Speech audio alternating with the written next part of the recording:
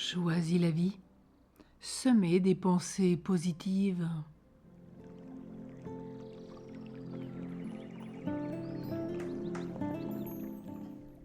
Depuis ton enfance, des jardiniers plus ou moins bien intentionnés ou maladroits ont semé en toi des pensées et des croyances négatives.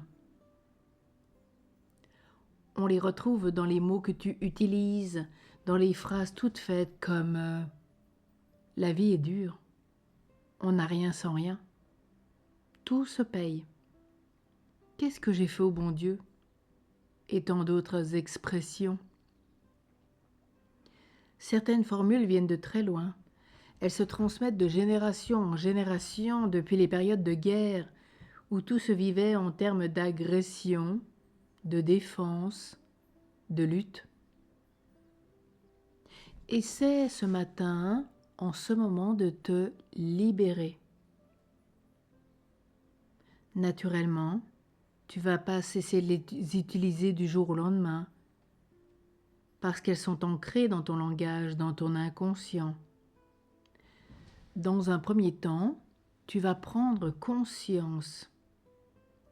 Puis, tu vas les arrêter dès qu'elles se présentent à ton esprit. Stop. Enfin, tu apprendras à les contrecarrer en énonçant un certain nombre de phrases positives inverses. Exemple, je réussirai même si cela demande du temps. J'ai le droit d'être heureux. Je choisis d'équilibrer ma vie et de recevoir les cadeaux de Dieu. Ces formules contre poison sont comme des semences qui vont germer, grandir, jusqu'à ce qu'elles éclosent et deviennent de nouvelles fleurs dans ta bouche. Cela prendra des mois, peut-être davantage, pour te rebrancher positivement, pour penser autrement. Si tu as des idées toutes faites sur les fonctionnaires, les cadres, les inspecteurs des impôts, la police, ou encore les hommes, les femmes, la partie adulte de ta personnalité examinera en quoi elles ne correspondent pas à la réalité. Tu sortiras de toutes ces généralisations abusives pour commencer à décrire les êtres, les situations, sans les enfermer dans des catégories. Tu as le droit, même le devoir, de faire et de penser autrement que tes parents, que tes grands-parents, tes éducateurs, aussi admirables qu'ils aient été par ailleurs.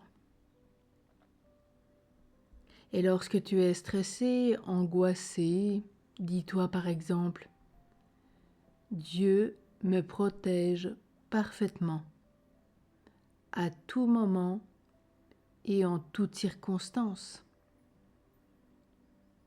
Rappelle-toi peut-être la parole de la fin de l'Évangile selon saint Matthieu. Je suis avec vous jusqu'à la fin du monde. Ou comme celle peut-être du prophète Josué au chapitre 1. N'aie pas peur, ne crains rien. Le Seigneur ton Dieu est avec toi, partout où tu vas et dans tout ce que tu entreprends. Médite ces quelques paroles bibliques ou peut-être reprends tout simplement celles qui ont parlé à ton cœur dans ta vie. Et n'oublie pas que le Seigneur est avec toi, partout, en tout temps, en tout lieu.